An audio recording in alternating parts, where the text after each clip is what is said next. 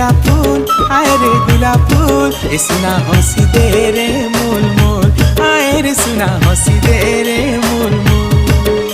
अरे हुरी हुरिया धुक्का हाँ मते नाई सिक्खा, तोर गुलाब फूलर जाली पड़ी नाई खाए रे धोक्का, तोर फूल खुची करे नाई करे भूल, हाय रे करे भूल।